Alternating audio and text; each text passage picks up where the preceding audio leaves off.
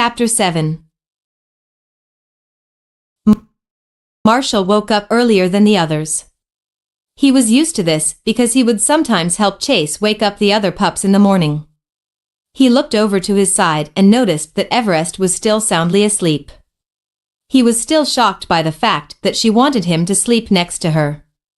Everest was leaning against him. He wanted to stay like that forever, but he knew they couldn't. Today was the day that they were going to start the search for Chase. Plus, since Chase was not there to wake up the other pups, Marshall decided to wake them up himself. He was going to wake up Everest last, considering that, according to him, she was the last of the other pups to fall asleep. He got up carefully, but then Everest, still asleep, reached out her paws and pulled Marshall's paw closer to her. This caused Marshall to blush a bright red. He loosened his paw and exited the pup house. The morning was beautiful that day. The sun was barely rising, so there was an orange glow in the sky. The sky was partly cloudy. The birds and crickets were chirping. Marshall started walking to his right. The first pup house was his own. He entered and put on his uniform. He exited and kept on walking. The first one he woke up was Rocky, followed by Zuma and then Rubble. When he went to knock on Sky's door, he noticed that it was slightly opened. He pushed the door open and noticed that Sky was not there. Where could Sky be? He asked himself. He looked around but didn't see her anywhere. He looked inside and noticed Chase's hat on her bed. He wondered what it was going there, but he didn't think much of it at the moment. He kept on walking around the tower on his way to Everest. He ended up standing where Chase's cruiser was usually parked. A thought suddenly came to him. What if Everest was not alone last night outside? He thought. He walked over to Chase's favorite thinking spot and found Sky there. She was asleep, facing the bay. "Hey, Sky," Marshall whispered. He tapped her on the shoulder. "Time to get up." She started to wake up slowly. She opened her eyes and looked around. "Did I fall asleep out here?" she asked. "Seems like it," Marshall replied. "It's time for breakfast." "Okay, give me a second," Sky said as she stretched. She started walking over to the lookout. "Are you not gonna eat?" "I still have to wake up Everest." "Okay." Sky entered the tower as Marshall made his way to Everest's pup house. Everest was just waking up. She tried to get closer to Marshall only to notice that he was no longer there. She looked around but didn't see him anywhere. She figured that he left somewhere in the middle of the night. This thought made her sad. She would have loved to wake up with Marshall by her side. She heard someone coming, so she pretended to be asleep. She heard the door open, but she couldn't see who it was. "Hey, Everest," Marshall said. He walked over and nuzzled her to wake her up, unknowing that she was awake. "Time to get up." After seeing that she didn't respond, he nuzzled her once more. "Everest." She acted as if she was barely waking up. She turned her head, with her eyes still closed, to Marshall and opened and almost had a panic attack. Their noses were millimeters away from each other and she locked eyes with Marshall. Their diamond-colored eyes were not able to pull apart. She couldn't believe how close they were. They stayed in that position for a couple of seconds, but it felt longer, enjoying the moment. Marshall stuttered. "It's time to eat," he said, breaking eye contact. He walked out of her pup house. Once he was outside, he looked back at her. "Ready to go?" Yeah," Everest said, standing up. She exited the pup house and closed the door.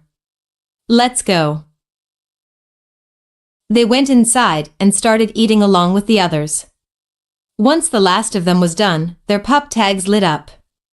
"Paw Patrol, to the lookout," Ryder said through the pup tags. Ryder needs us, they said as they raced to the elevator. Marshall was the first to enter the elevator and surprisingly, he did not crash. The elevator started going up. Halfway up, it stopped to allow the pups to get into their uniforms. Once all the pups were in their uniforms, the elevator continued up to the top of the lookout. Once the elevator reached the top level, all the pups jumped out and sat down in their spots with Everest next to Marshall. They still expected Chase to announce that they were there, but they remembered that he was gone. Thank you for coming so quickly, pups, Ryder said subtly. I think you all know why we're here. The pups all nodded. Okay, so here's the plan. The monitor turned on, displaying a map of Adventure Bay and their surrounding biomes. I have already contacted our friends and they have agreed to help. Jake, Everest, and some volunteers are going to check in Jake's mountain. Zuma, Captain Turbot, and some volunteers will check the bay and the lighthouse island. Carlos's tracker and their group are going to look in the jungle and the desert. Mayor Goodway, Rocky, and her group will look for Chase in the town and Foggy Bottom. The rest of us will be checking in the mountain where he went missing. Any questions? No one said a word. All right, Paw Patrol is on a roll. Ryder went down his fire pole down to the garage where he keeps his ATV. One by one, the pups went down the slide into their vehicles. Once they were in their vehicles, they all went across the bridge with Ryder, and separated they reached the other side. Don't worry, Chase, Ryder said. We're coming for you. They stepped on the gas, pushing the vehicles faster than ever before. Continue to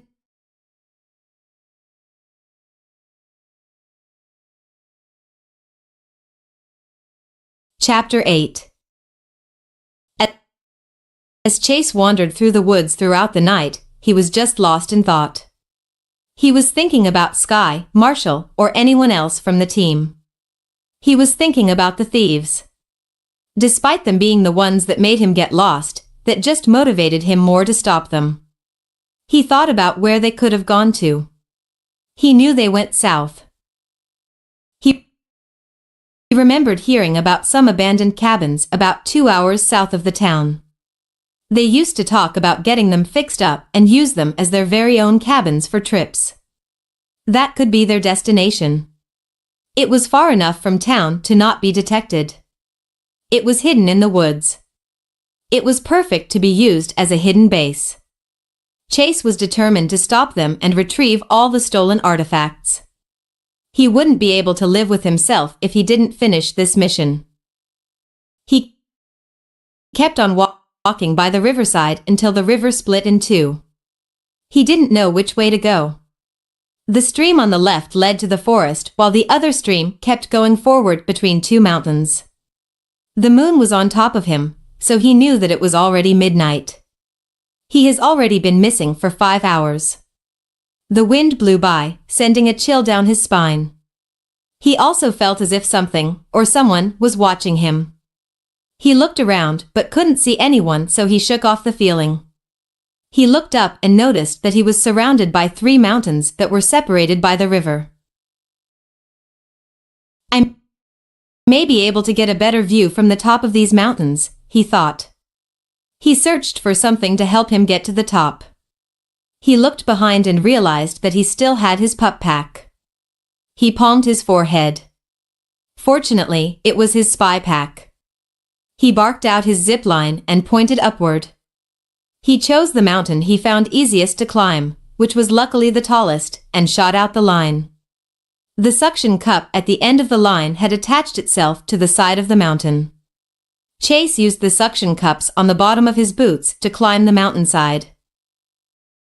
He started climbing upwards. As he climbed the side of the mountain, he thought about how much the team would love to do this with him. He figured that when he gets back to the lookout, he would bring Ryder and the others here. 1. To have fun climbing and hiking, and 2. Because he didn't know much about this area and they need to study it more so they can get more information. He kept climbing until he felt a tiny rock hit him on his head. He looked up and opened his eyes wide. Instead of grabbing onto the mountain itself, the suction cup got attached to a boulder that was moving closer and closer to the end, unable to support Chase's weight. Chase looked around and found a cave in the mountainside. He retracted his line and entered the cave. Just as he was entering the cave, the boulder came crashing down. As it came down, it bumped into other boulders, causing them to fall as well. The boulders blocked the entrance to the cave. Chase called out his flashlight, breathing heavily. He was trapped in the cave. There were cracks between the boulders, letting some light and oxygen in. Chase looked around the cave. The ceiling was barely high enough for him to stand up straight. The area was roughly as wide as Mr. Porter's van. There was no other exit or entrance to the cave. Chase tried pushing the boulders and they moved slightly, but not too much. He backed away from the boulders and sat down. The ground was comfortable and warm enough to relax. Well, as long as I'm in here I should sleep for the rest of the night. They probably won't start looking for me until the morning anyway, he told himself. He turned off his flashlight and rested his head on his paws. He did not realize how exhausted he was before. He drifted off to sleep fairly quickly. He woke up to the sunlight entering through the cracks in the boulders, hitting him in the eyes. Chase covered his eyes from the sun and slept for an hour longer. He eventually woke up, stretched his front paws, and sat back down. He scratched behind his ear using his hind leg and looked over at the boulders. He walked over to them and pushed the top one. It took a lot of effort, but he was finally able to make it fall. He tried it again with another boulder that came down faster than the first. When he pushed the third one, all the remaining boulders fell as well. He walked out of the cave and winced as the sunshine hit him in the eyes. Once he got used to the brightness, he looked around. He was roughly 40 feet above the river. Chase was barely halfway there. He looked at the spot where the stream split. The one that went forward turned around and went the other way a quarter-mile away. The one that leads to the forest turned right further on in the distance. He figured that the one that passed through the forest was his best bet to make it to the bay. He climbed his way down using his rope and landed on top of the boulders. He got off of them and turned left to follow the stream, not knowing that the other one was the correct choice. He followed the stream that went through the forest. At one point, he had to swim to the other side of the stream because he was not able to pass through the trees on that side of the river. As he stepped in, the cold water touched his warm fur, causing him to shiver. He kept on moving. He looked down at the water and noticed that there were small fish in the water. They had silver scales with a red line running horizontally along the side of the fish. They swam between his legs, some occasionally rubbing against his paws. He kept moving forward until he reached the other side of the river. He walked along the riverside for about 20 minutes when he noticed much more fish going down the river. He found this odd. He turned around and decided that he needed to hide. Catching fish in the river was a bear and 2 cubs. Chase knew that mother bears were very protective of their cubs. He hid in between the trees and waited for them to pass. He peeked over a bush to get a closer look at the large beasts. One of the cubs, dark brown with a light brown belly and light brown circles around its eyes, was jumping in the water, trying to catch a fish. The other cub, completely light brown, stayed close to its mother, who resembled the first cub just much bigger. They passed by him without noticing him, but he didn't get out of hiding until at least 30 minutes later. When he got out, he looked around to make sure that he was sure. Fortunately, the bears were nowhere to be seen. He followed down the river carefully. After walking for an hour and a half, he finally reached the end of the river, but it was not what he expected. Instead of reaching the bay, he ended up in a lake. The water in the lake was so clear, Chase could see the floor and all the fishes in the water. The wind caused waves in the water to crash into the rocks along the shore. Large pine trees surrounded the body of water. Along the base of the trees, bushes filled with bayberries were sprouting everywhere.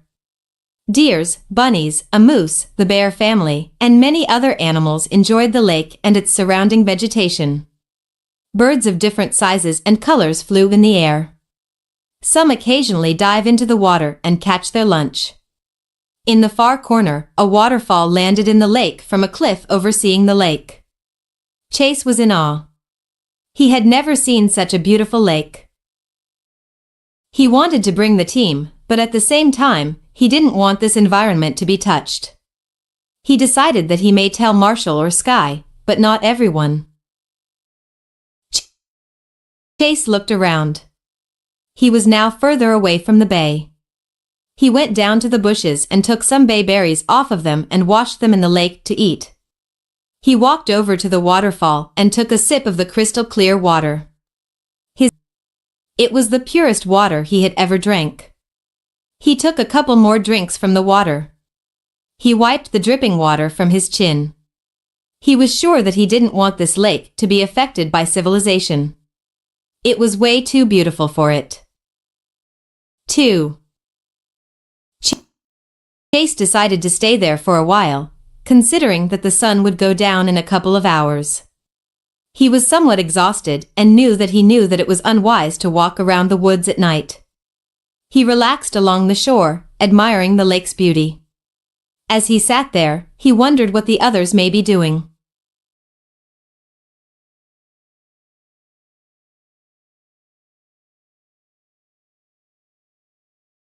Chapter 9.